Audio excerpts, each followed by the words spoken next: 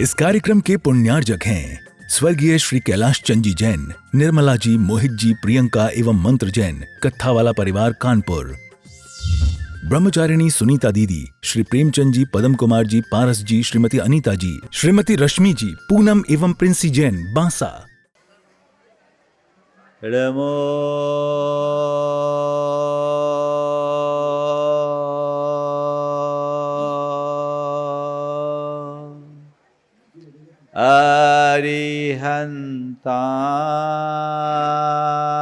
अरिहन्ताणम् नमो अरिहन्ताणम् नमो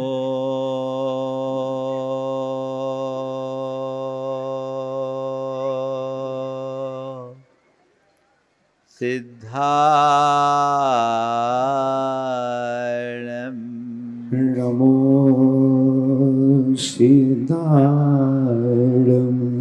नमो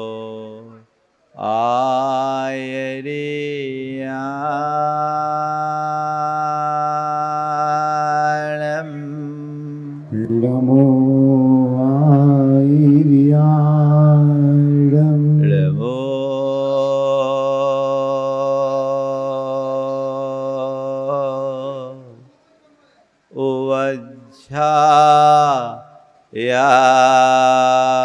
उवज्झायाणम् नमो वज्रायाणम् नमो लोये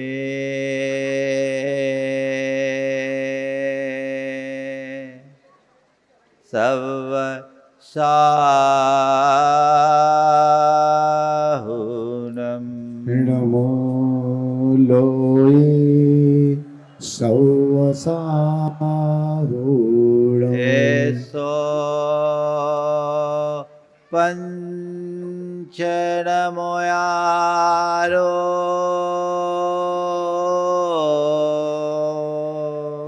एसो नमोयारो सवपाव पणाशनो सर्वपावपणाशनो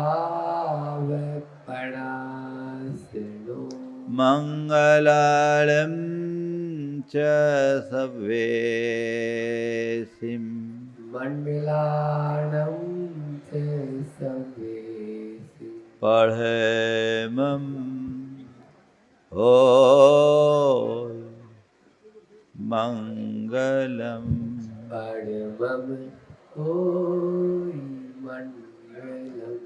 जय बोलो देवादिदेव 1008 श्री भगवान महावीर स्वामी की।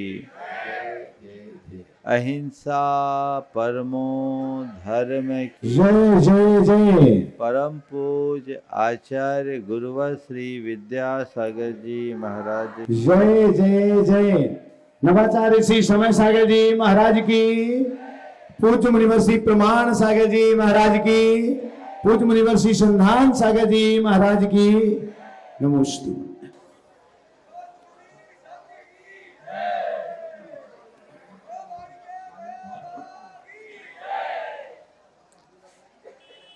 बुद्ध के जीवन काल का एक प्रसंग है। श्रावस्ती नरेश बुद्ध के चरणों में पहुंचा। बुद्ध इन दिनों कौशाम्बी में थे और उनसे निवेदन किया कि भंते, मैं विगत 1 माहों से आपके प्रवचन सुन रहा हूं। आप जो बातें करते हैं मन को छूती है। आपकी अहिंसा करुणा की बातें, आपकी क्षमा मैत्री का मार्गदर्शन बड़ा अच्छा लगता है, लेकिन मेरे अंदर का क्रोध कभी शांत नहीं हो पाता। अहंकार निरंतर उभरता रहता है। मन में शांति और सद्भाव जैसी आनी चाहिए वो नहीं आई। आखिर आपके प्रवचन सुनने के उपरांत भी ये परिवर्तन क्यों नहीं आता? मैं समझता हूँ ये सवाल आप लोगों के मन में भी आता होगा, और इसीलिए ये प्रसंग मैंने आज यहाँ उपस्थित किया। कहते हैं बुद्ध ने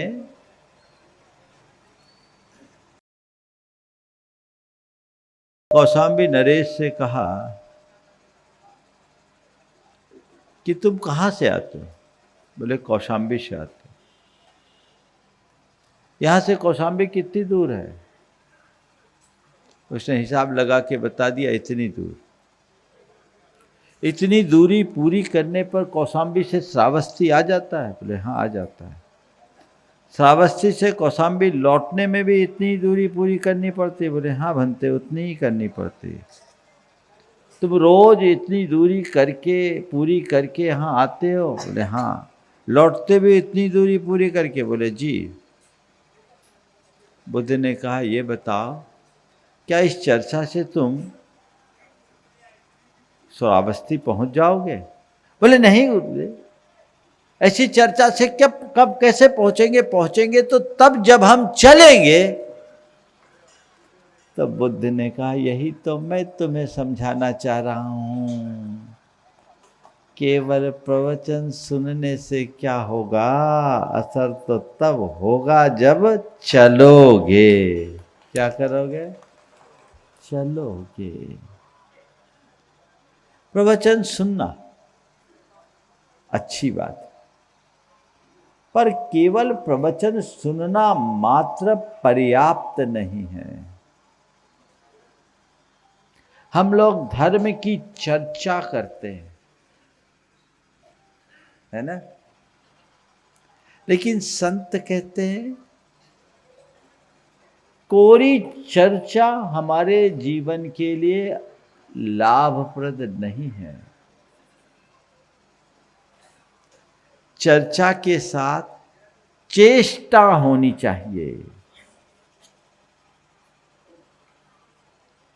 आज 4 बातें आप सबसे करूंगा। चर्चा, चेष्टा, चिंता, चिंतन। क्या है? चर्चा, चेष्टा, चिंता, चिंतन। कोरी चर्चा में कभी किसी प्रकार का समाधान नहीं मिलता। चर्चा, विमर्श समाधान का रास्ता दिखा सकता है, लेकिन मार्ग चर्चा से नहीं चलने से पूरा होता है। आप लोग अपने मन में उतर करके देखिए, कितनी धर्म चर्चा करते और सुनते हो? बोलो। और सिरवानी वाले तो कुछ ज्यादा ही प्रेमी दिखते हैं, है ना? कल मुझसे बहन जी कह रही थी कि यहाँ के लोगों को प्रवचन की बड़ी रुचि है। हमने कहा बिल्कुल ठीक है, पर भैया दुकान में 2 तरह की भीड़ होती है, एक माल देखने वालों की, एक माल खरीदने वालों की। दुकानदार को निहाल कौन करता है? तो अभी खरीदार कम दिख रहे हैं देखने वाले ज्यादा हैं। बने तो देखे हम 6 दिन से तो हम देख रहे। चर्चा में रुचि अच्छी बात है, पर केवल चर्चा की रुचि अच्छी बात नहीं है। हम धर्म के क्षेत्र में कितनी चर्चाएं सुन रहे हैं, पर अभी भी कई लोग पहली क्लास में हैं। 30 बरस पहले तुम्हारी जो धार्मिक चर्या थी, आज उलट कर देखो, 30 वर्ष में कुछ परिवर्तन हुआ कि जहां के तहां है? हुआ है तो अच्छा है, और नहीं हुआ है तो ये चिंतनीय है। परिवर्तन करने की आवश्यकता और अपेक्षा है, अंतर उतर करके देखने की जरूरत है। मैंने इतने दिनों में आखिर क्या पाया? 30 वर्ष पहले वही रात्रि भोजन के त्याग का नियम था। अभी तो कई ऐसे हैं जो 30 वर्ष में भी नहीं बदले। धर्म चर्चा बहुत बढ़ चढ़ करके करते ओम, लेकिन चर्या कितनी? ओम चर्चा हम बढ़ चढ़ कर कर रहे, लेकिन चर्या कितनी? उम्र पक जाने के बाद भी अगर हम त्याग, तप, संयम और कुलाचार के प्रति दृढ़ नहीं हुए तो हमारा उद्धार कैसे होगा? विचार करने की बात केवल इतनी है। एक स्थान पर मैं था, उत्तर भारत की बात है, वहाँ के अध्यक्ष को प्रधान कहते हैं। प्रधान थे 80 वर्ष के, बहुत अच्छी पर्सनालिटी। और वो चर्चा में उन्होंने कहा, महाराज रात 11 बजे जब तक 2 मिस्सी पराठे नहीं खा लेता तब तक नींद नहीं आती। 80 वर्ष का व्यक्ति कह रहा है कि रात 12 बजे जब तक 2 मिस्सी पराठे नहीं खा लेते तब तक नींद नहीं आती। वहीं उसका 18-20 वर्ष का पोता बैठा था, वो रात में पानी नहीं पीता था। 80 वर्ष का दादा जो समाज का प्रधान है, वो कह रहा है रात 11 बजे जब तक 2 मिस्सी पराठे नहीं खा लेता तब तक नींद नहीं आती। और 20 साल का उसका पोता वो रात में पानी नहीं पीता, बाजू में बैठा था। मैंने कहा इसको देखो और कुछ तो शर्म खाओ, इसको देखो और कुछ तो शर्म खाओ। उसने कहा महाराज दोष हमारा नहीं, गलती आपकी है। उनने कहा महाराज दोष हमारा नहीं, गलती आपकी है। मैंने कहा क्या मतलब? बोला आप इसकी उम्र में हमें क्यों नहीं मिले? इसकी उम्र में हमें क्यों नहीं मिले? अब तो हम पक्के पान हो गए महाराज। अब अंदर वैसे भाव नहीं आते। बात समझने की है। जब जागो तभी सवेरा, बदलाव होना चाहिए। मैं आपसे पूछता हूं, आप अपने व्यापार और कारोबारी क्षेत्र में रुकना चाहते हो क्या? रुकना चाहते हो कि बढ़ना चाहते हो? डेली ग्रोथ चाहिए, ग्रोथ ग्रोथ ग्रोथ। अच्छी बात है, मुझे भी कोई ऐतराज नहीं है, तुम ग्रोथ करो और कर ही रहे हो। आज जहां आपकी स्थिति है 30 वर्ष पहले वैसी नहीं थी। 30 वर्ष से आप बहुत आगे बढ़ गए और आगे बढ़ने की प्लानिंग भी होगी। लेकिन 30 वर्ष पहले जितना धर्म काम करते थे, धर्म की चेष्टा थी, उससे कितनी वृद्धि हुई ये तो देखो। कितनी वृद्धि, उसका हिसाब नहीं लगाते। धन लाभ की चेष्टा है, धर्म लाभ की भी चेष्टा होनी चाहिए। तुम्हारे द्वारा अर्जित किया गया धन यहीं छूट जाएगा, साथ में क्या जाएगा? क्या जाएगा? तो बोलो, तुम्हारा ध्यान किस पर है? हाँ बोलो, थोड़ा जोर से बोलो, हम सुन ले। अभी तो धर्म पर है। मैं भगवान से प्रार्थना करता हूं कि जो ध्यान अभी है वो आगे भी बना रहे। नहीं तो अभी तो लगे हो, कल आके कहोगे महाराज अच्छे से निपट गए। अरे निपटना थोड़ी है, अब तो बाकी कामों को निपटाने की बात सोचना है। गोरख धंधा बंद हो और धर्म ध्यान में मन लगे, ऐसा मनोभाव जागृत करिए। गोरख धंधे में तो हम अनादि से लगे हुए हैं। हम चर्चा भी उसकी ज्यादा करते हैं, चेष्टा भी उसी की ज्यादा करते हैं। और प्राय जिसकी चर्चा होती उसकी चेष्टा होती।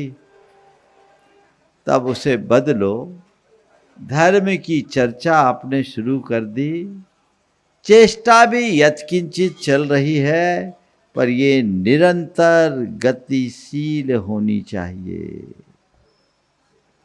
चेष्टा बढ़नी चाहिए। पाप की चेष्टा बहुत है, धर्म की चेष्टा कितनी बोलो। और आप देखो, जब कोई धर्म का कार्य करना होता है तो उसके लिए आपको बहुत उत्साहित करना पड़ता है, और पाप का काम करने के लिए कोई प्रेरणा की जरूरत होती क्या? उसके लिए मन पहले से तैयार, क्योंकि हमारे संस्कार वैसे बने हुए हैं। संत कहते हैं कि उसी संस्कार को परिवर्तित करो, पाप रुचि को धर्म रुचि में परिवर्तित कर दो।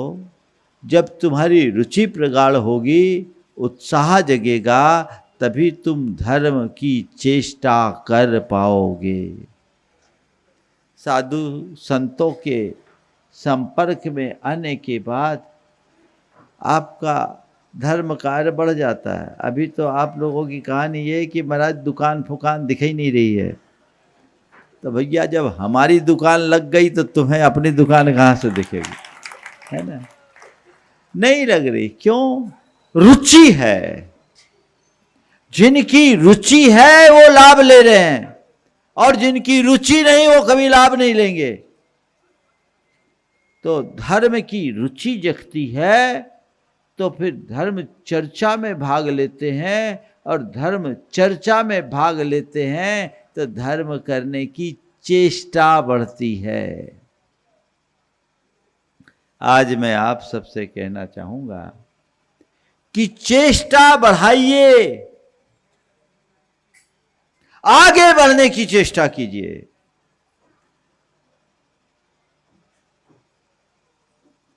मैं जहां कल था, आज उससे मुझे आगे बढ़ना है, रुकना नहीं है, चलना है, बस चलते जाना है। ये दृष्टिकोण अपने अंतर मन में जगाइए। चरे वेती क्योंकि मार्ग यही है। रोज भगवान से एक प्रार्थना करो कि प्रभु आपके चरणों में, आपकी शरण में आकर मैंने मार्ग तो देख लिया, पर अभी इतना हतबुद्धि हूं कि उस मार्ग में चलने का साहस और पराक्रम नहीं जुटा पा रहा हूं। मुझ में ऐसी बुद्धि जगा दो, ऐसी शक्ति जगा दो कि मैं उस मार्ग में पूर्ण पराक्रम के साथ आगे बढ़ सकूं, आगे बढ़ूं। आपका बताया हुआ मार्ग है कि अहिंसा, संयम और तप ही धर्म है। मैं उस धर्म को अच्छे से धार कर अपने जीवन को अहिंसामय, संयममय और तपोमय बना सकूं, ये प्रार्थना करो और उस दिशा में आगे बढ़ने का प्रयत्न करो। मुझे रुकना नहीं है, आगे बढ़ना है, ये मन में उमंग जगाओ, तब जीवन का आनंद आएगा। उम्र पक जाने के बाद भी लोग नहीं बदलते। अभी भी यहाँ कई ऐसे होंगे 70, 75, 80 पार कर गए, लेकिन अभी भी उनके रात्रि में चारों प्रकार के आहार का त्याग नहीं होगा, है ना?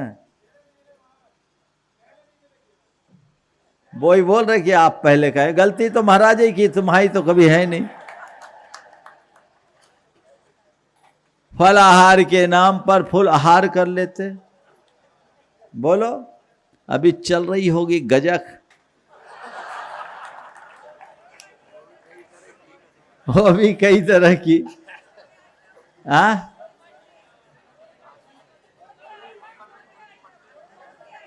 गोंद के आइटम, वो तो पता है मुझे, इस मामले में आप लोग बहुत कलाकार हो।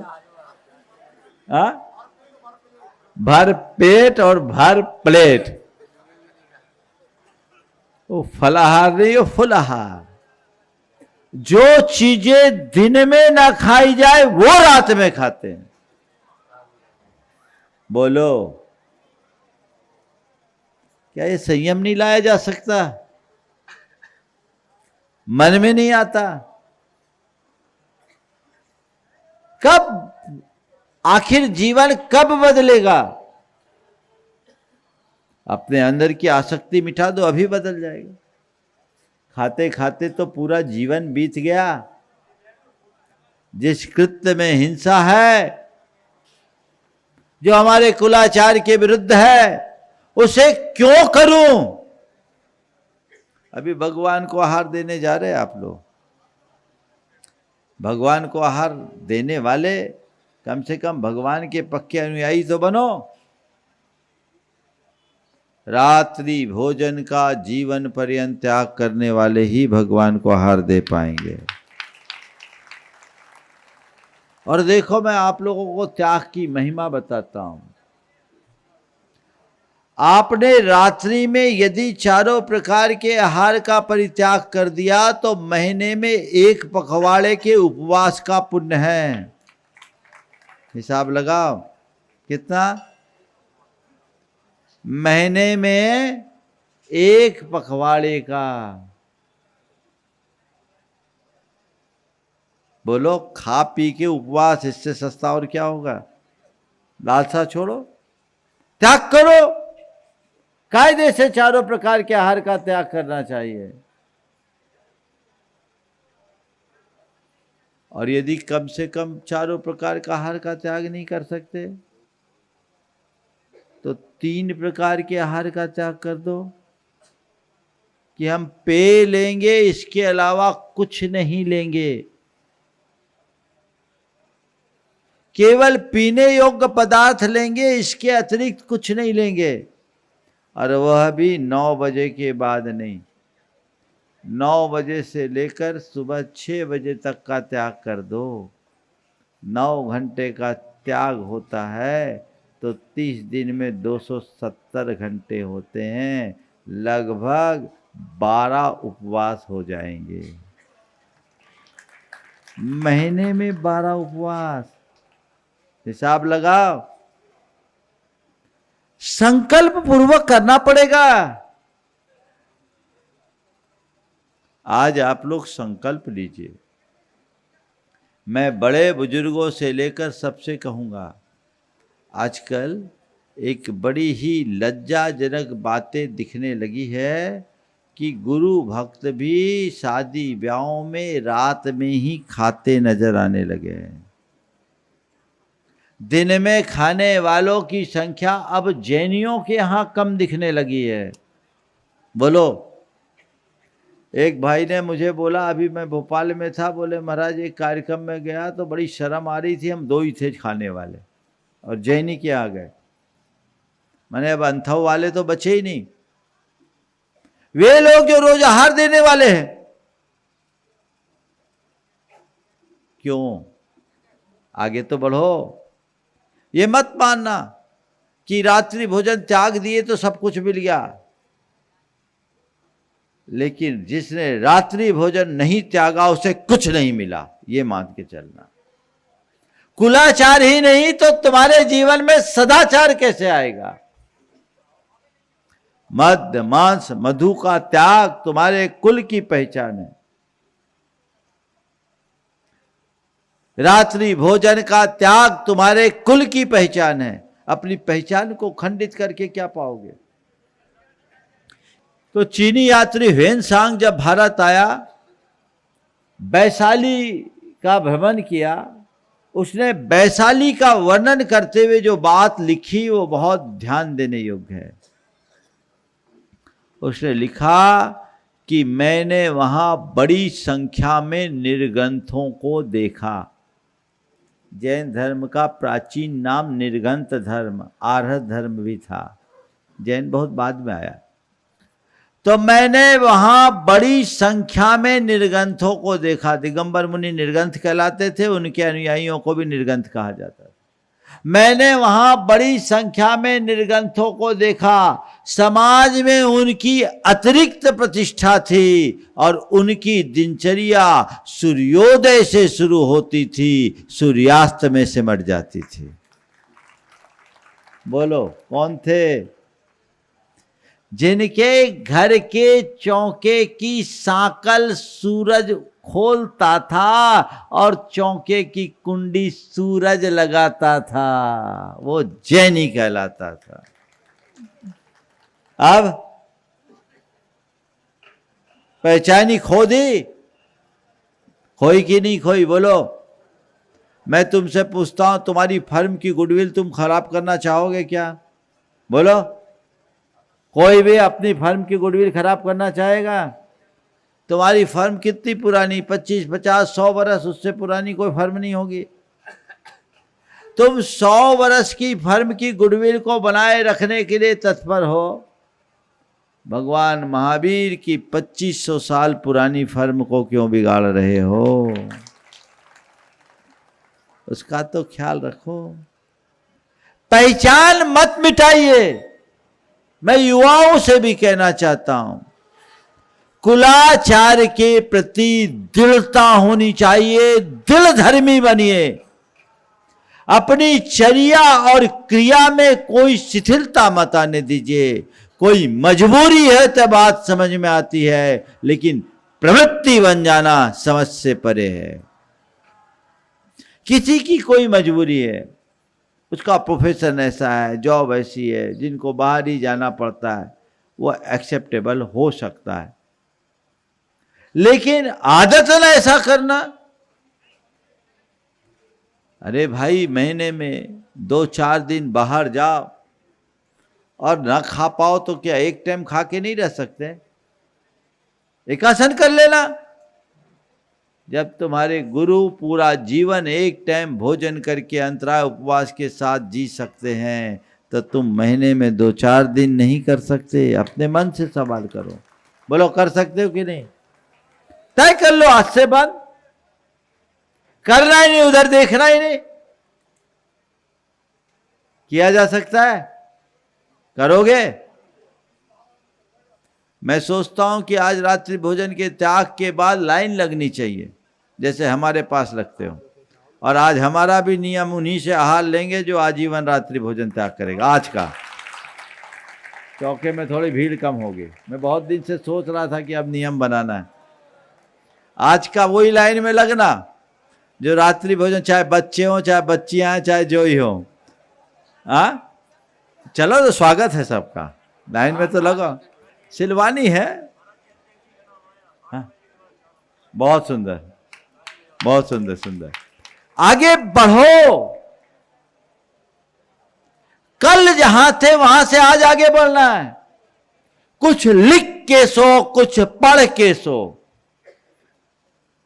कुछ लिख के सो, कुछ पढ़ के सो। जिस जगह जागा सवेरे, उस जगह से बढ़ के सो। कुछ लिख के सो, कुछ पढ़ के सो। जिस जगह जागा सवेरे, उस जगह से बढ़ के सो। एक सीढ़ी चढ़ के सो। एक सीढ़ी चढ़ के सोना है। रोज पढ़ के जीना है। क्रियाओं के प्रति और अपने विचारों के प्रति जागरूक बनिए। कुलाचार को दृढ़ता से अपनाइए और अपने परिणामों को संभालने की कोशिश कीजिए। अहिंसा और संयम को अपनाइए। संयम 2 है, प्रवृत्तिगत और मनोवृत्तिगत। प्रवृत्तिगत यानी अपनी बुरी आदतों पर अंकुश, और मनोवृत्तिगत यानी अपने दुर्भावों पर नियंत्रण।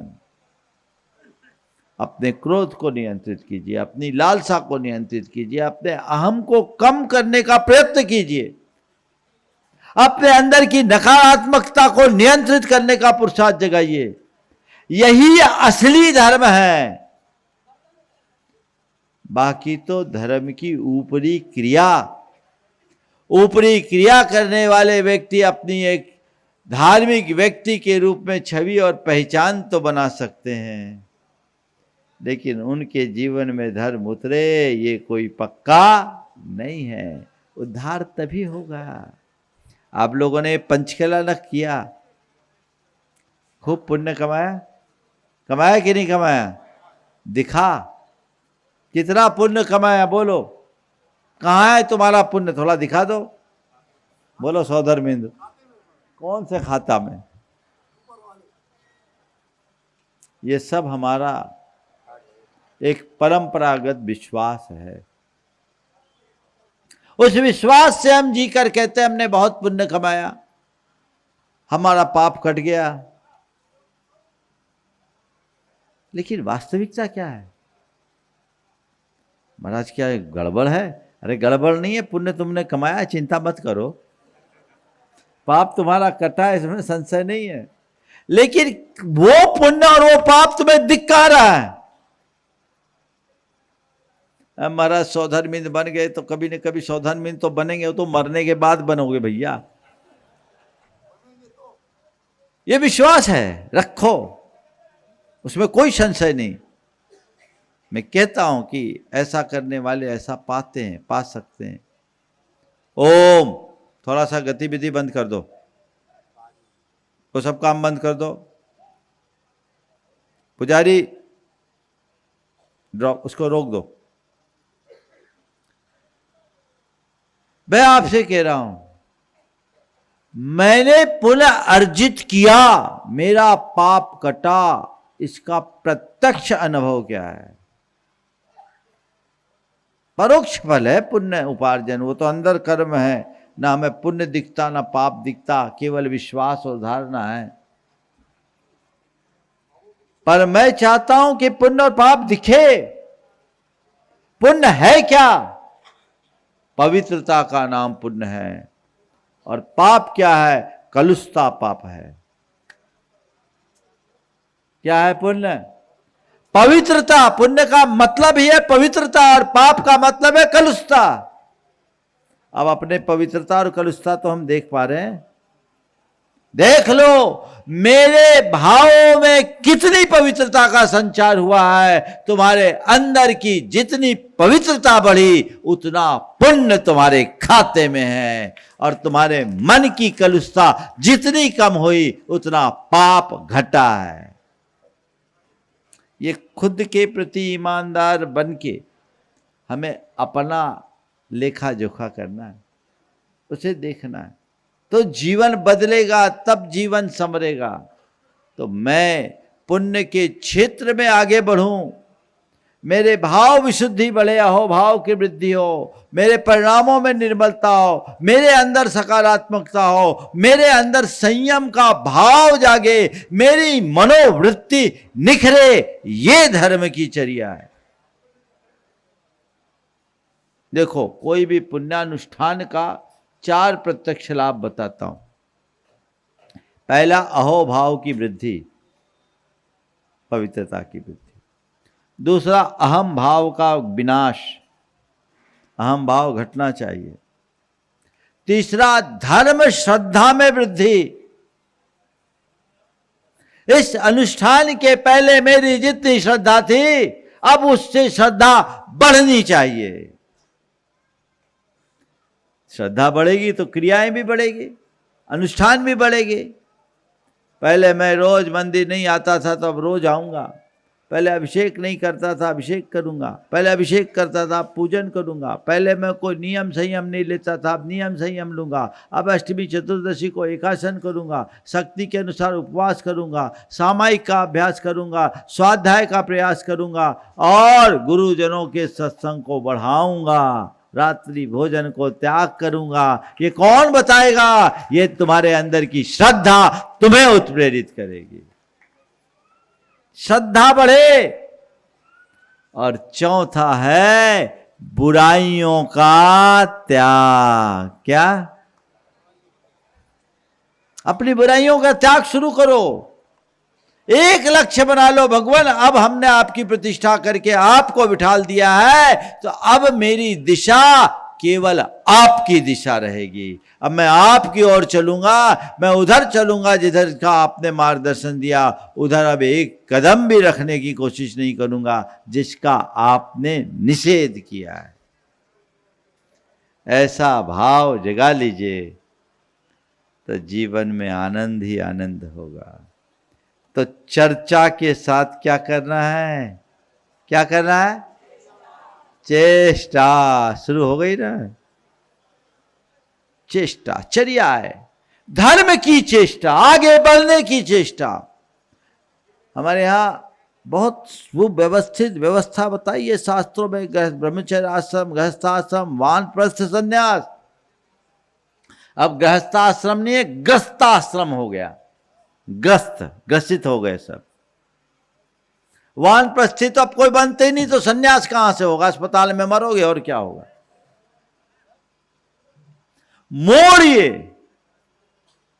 दायित्वों को पूर्ण करने के बाद स्वयं के उत्तरदायित्व को पहचानिए, उसे पूरा करने का प्रयत्न कीजिए और जीवन को चिंता मुक्त बनाकर चिंतन में लगिए। चिंता और चिंतन की बात फिर कर लूंगा। एक प्रसंग सुना करके विराम ले रहा हूं। बिहार चल रहा था हमारा, काफी थक गए थे, कच्चे रास्ते से चल रहे थे। 30 बरस पहले तो ऐसे गड़मातों में चलना होता था, जंगली रास्ता था। चलते चलते काफी थक गए। हमारे साथ 2 महाराज और थे। रास्ते में एक से बोला, भाई हमें अमुक गांव जाना है, रास्ता यही है? बोले हाँ, रास्ता आपने सही पकड़ा है। कितनी दूर है? उसने कहा महाराज दिनचित पहुंच जाओ। बुंदेलखंड की बात है, दिनचित पहुंच जाओ, यानी सूरज ढलने के पहले पहुंच जाएंगे। अब मन में तो धुक-धुकी थी, क्यों भैया पहुंच जाएंगे ना, दिक्कत तो नहीं होगी। सुबह से बहुत चल लिए, तुम लोग बोलते कुछ हो निकलता कुछ है। नहीं नहीं महाराज आप पहुंच जाओ। फिर थोड़ी देर हमारे साथ एक महाराज थे, वो ज़्यादा आतुर हो रहे थे। भैया देखो हम लोग रात में नहीं चलते हैं, कहीं दिक्कत तो नहीं होगी? नहीं महाराज आप पहुंच जाओगे। फिर बोले देखो ये जंगल है और कोई ज़्यादा लंबा तो नहीं? नहीं नहीं आप तो पहुंच जाओगे। फिर थोड़ी आगे बढ़े, फिर महाराज ने पूछा भैया कितनी दूर है बताओ तो पहुंच पे हैं कि नहीं? उनने दोनों हाथ जोड़े और कहे महाराज रास्ता निगवे से कटत है, बातन से नहीं। बहुत बड़ा उपदेश दे दिया। रास्ता निगवे से कटत, बातन से नहीं। बात समझ में आ गई? मैं समझता हूं पूरे प्रवचन का सार यही है। रास्ता क्या है? रास्ता, तनिक जोर से तो बोलो, सब सुन ले। रास्ता बातन से नहीं। तब बातन को बंद करो और निगवो शुरू करो, चलना शुरू करो। चलता चले वो आदमी, बढ़ता चले वो आदमी, उत्सर्ग पथ पर सूल से लड़ता चले वो आदमी। है आदमी तो वह कि जिसका धर्म ही संग्राम है, जीवन इसी का नाम है। जीवन इसी का नाम है। आप लोग इसी में लगे रहिए और अपने जीवन को आगे बढ़ाते रहिए। अभी भगवान की आहारचर्या होगी पूर्ण अनुशासन के साथ, जैसा आपको बताया गया। त्रिलोकीनाथ को आहार देना महान पुण्य है। एक भाव अवतारी हो जाता, उसी भाव में मोक्ष हो जाता है प्रथम आहार दाता का। इस लोक के सर्वोत्तम पात्र को आहार देना है तो अपने अंदर कुछ सर्वोत्तम तो जगाओ। चाहे बच्चे हों चाहे बच्चियां हों, सब रात्रि भोजन का त्याग करके ही आहार देंगे। जिनकी कोई व्यक्तिगत मजबूरी होगी वो आकर हमसे पहले अनुमति लेंगे, समझ गए, अपनी स्थिति बताकर। झूठा आहार मत देना, नहीं तो पुण्य झूठा हो जाएगा, और झूठा पुण्य ठीक वैसा ही होता है जैसे कर्ण के साथ हुआ था। इन मौके पे ब्रह्मास्त्र भूल गया, बिल्कुल मौका में धोखा देगा। मायाचारी मत करना, अनुमोदना करके पुण्य कमा लेना, लेकिन जबरदस्ती घुसपैठ मत करना। इस बात का ध्यान रखो, आगे बढ़ो, अपनी पात्रता को जगाओ। और अभी हमसे कहा जा रहा था, महाराज जी आप सिलवानी के लिए नाम दे दो धर्म नगरी का, तो भैया धर्म तो दिखे, ऐसा लगे कि इस सिलवानी का हर व्यक्ति आहार दिया, रात्रि भोजन का त्याग कर दिया। मुझे तब खुशी होगी जब सिलवानी के हर घर में लिखा मिले हमारे घर में रात्रि भोजन का निषेध है। मैं एक के घर आहार करने गया कोलकाता में, उसके घर में लिखा था, हमारे, वो चार्टर्ड अकाउंटेंट लब्ध प्रतिष्ठित व्यक्ति, हमारे घर में रात्रि भोजन का निषेध है, और उस घर में जमाई भी आता है तो रात में खाना नहीं मिलता। नियम ये है दृढ़ धर्मी का लक्षण। अगर ये हो जाए और सीलवानी की वाणी सीलवान हो जाए तो सीलवानी हो जाएगी। सिलवानी को क्या बनाएंगे? सीलवानी। आचार्य महाराज ने कहा था। चलिए, महाराज ने बताया कि आचार्य महाराज ने बोला, वो उन्हीं के शब्द है, मेरे नहीं है। तो जो आशीर्वाद गुरु का वर्षा है, गुरु की वाणी में जो आशीर्वाद वर्षा है, सीलवानी में वो आ जाए तो तुम्हारा सील बढ़ जाएगा और हमारी सील लग जाएगी। आप उसे आगे बढ़ाइए। बोलिए अहिंसा परमो धर्म की। ऋषभ सागर जी महाराज आज आहार चर्या के लिए निकल पड़े हैं और नजर नजर, डजल डजल, गांव गांव, पांव पांव वे तो चले जा रहे हैं, लेकिन और राजा श्रेयांश और सोम के परिवार ने ये परिग्रहण कर लिया है। आज ऋषभ सागर जी महाराज का पूरे परिवार के साथ में परिक्रमा कर रहे हमारे संघस्थ ब्रह्मचारी राजा सारांश भैया और रुपेश भैया यदि हैं तो वो यहाँ आ जाएंगे। रुपेश भी आ गए, सारांश भैया भी आ जाएंगे। सभी एक साथ बोलेंगे, हे भगवान उच्चासन ग्रहण कीजिए। और उच्चासन ग्रहण के बाद अब पाद प्रक्षालन। चरण धूल से बढ़कर गुरु हरे और कोई अनमोल नहीं। हर वस्तु का मोल है लेकिन इसका कोई मोल नहीं। तेरे चरणों की धूल बाबा चंदन गुलाल बने। जिसने भी लगाई मस्तक उसकी तकदीर बने। तेरे चरणों की धूल बाबा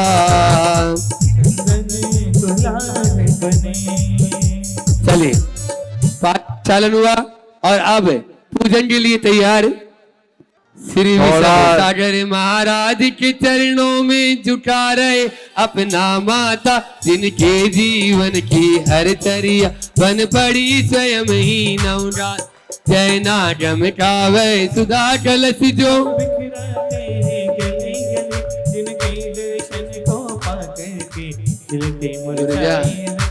ओम ह्रीं श्री ऋषभ सागर मुनिंद्र अत्र यौत्र समुष्टयावानम अत्र तिष्ठ तिष्ठ ठट स्थापनम अत्र मम सनितो सन्निधिकरणम। ओम ह्रीं श्री ऋषभ सागर जी महामुनिंद्राय जन्म जरा मृत्यु विनाशनाय। ओम ह्रीं श्री ऋषभ सागर महामुनिंद्राय संसार ताप विनाशनाय। सब बोलेंगे ओम ह्रीं श्री ऋषभ सागर महामुनिंद्राय अच्छा पद प्राप्ताय। ओम ह्रीं श्री ऋषभ सागर महामुनिंद्राय कामबाण विध्वंसनाय। ओम ह्रीं श्री ऋषभ सागर महामुनिंद्राय क्षुधार विनाशनाय। ओम ह्रीं श्री ऋषभ महामुनिंद्राय महामोंत्रचार विनाशनाय। ओम ह्रीं श्री विश्वेश्वर महामुनिंद्राय अष्ट कर्म दहनाय। ओम ह्रीं श्री विश्वेश्वर महामुनिंद्राय महामोक्ष प्राप्ताय। वसुद्रव्य मिला कर लाऊं कर अर्घ परम सुख पाऊं। तपसी सुख देश सुहाय हम पूजत मंगल गाय। हाँ जी तपसी व्रत वेश सुहाय हम पूजत मंगल गाय। ओम ह्रीं श्री वृषभ सागर महामुनिंद्राय जयमाला पूर्ण अर्घम। और दोनों हाथ जोड़ लेंगे और शुद्धि बोलेंगे। स्वामी मन शुद्धि, वचन शुद्धि, काय शुद्धि, आहार जल शुद्ध है। ओम ओम नमोस्तु स्वामी। हे स्वामी जी मन शुद्धि, वचन शुद्धि, काय शुद्धि, आहार जल शुद्ध है। तो मुद्रा छोड़ अंजलि वाहन भोजन ग्रहण की। नमोस्तु महाराज जी नमोस्तु। हे स्वामी जी मन शुद्धि, वचन शुद्धि, काय शुद्धि, आहार जल शुद्ध है। नमोस्तु महाराज जी। सम्मतनानदंसन वीरी सोमम ते अवगहनम अग्रलहुम अब्बाबाहम अटगुणाहंति सिद्धानम। तौ सिद्धे न सिद्धे संयम सिद्धे चरित्र सिद्धे नानम में दंसलम में सिद्धे शीर्षानमन स्वामी। इच्छाम ते सिद्धवती काव सगोको तत्सालोचिव शमनान समदंसन समचर्युत्तानम। अड़बी कमिमुखानम गुंसम बनानम उर्लो मथमी पैठानम तौदानम नैदानम सेमदानम चरिदानम अधिदानागर वर्तमान कालत सिद्धानम सौ सिद्धानम संचकालम। अंचेमी पूजेमी वंदामी नमनसामी। दुखों को कमोखो बोई लाओ सोयनम समायमनम जिनगुण संपत्ति हो मध्यम। आहार प्रारंभ कराइए। चलिए पहला आहार राजा श्रेयांश और सोम अपने कर कमलों से भगवान ऋषभदेव को इक्षु रस के रूप में प्रदान कर रहे हैं।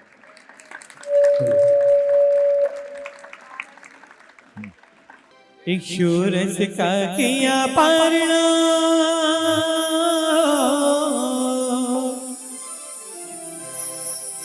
इक्षु रस का किया पारणा आखा तीज महान। जय जय आदिनाथ भगवान जय जय आदिनाथ भगवान। इक्षु रस का किया पारणा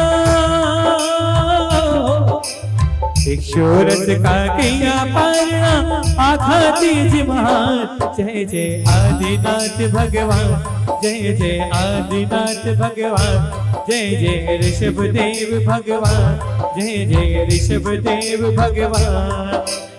इक्षु रस का किया पारणा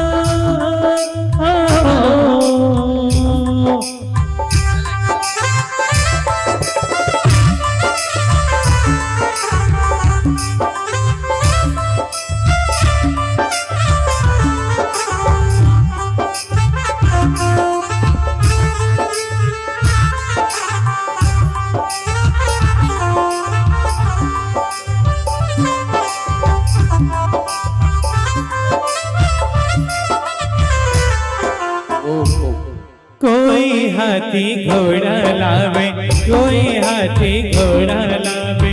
कोई कन्या भेंट चढ़ावे कोई कन्या भेंट चढ़ावे। कोई हाथी घोड़ा लावे कोई हाथी घोड़ा लावे। कोई कन्या भेंट चढ़ावे कोई कन्या भेंट चढ़ावे। इक्षु रस निर्दोष है स्वामी हो। इक्षु रस निर्दोष है स्वामी ले लो तो पानी दान। जय जय आदिनाथ भगवान जय जय आदिनाथ भगवान। इक्षु रस का किया पारणा आखा तीज महान। जय जय आदिनाथ भगवान जय जय जय जय आदिनाथ भगवान।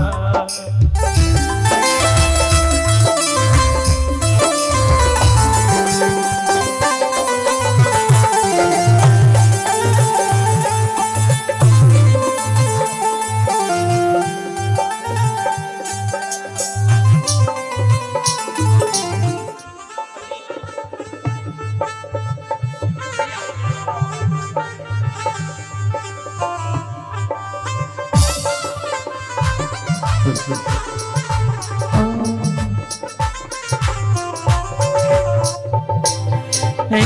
कर्म में आया, ऐसा कर्म में आया, एक वर्ष आहार न पाया, एक वर्ष आहार न पाया। ऐसा कर्म में आया, ऐसा कर्म में आया, एक वर्ष आहार न पाया, एक वर्ष आहार न पाया। हर 6 महीने अंतराल में बीते। इस कार्यक्रम के पुण्यार्जक हैं स्वर्गीय श्री कैलाश चंद जी जैन, निर्मला जी, मोहित जी, प्रियंका एवं मंत्र जैन, कत्थावाला परिवार कानपुर। ब्रह्मचारिणी सुनीता दीदी, श्री प्रेमचंद जी, पदम कुमार जी, पारस जी, श्रीमती अनीता जी, श्रीमती रश्मि जी, पूनम एवं प्रिंसी जैन, बांसा।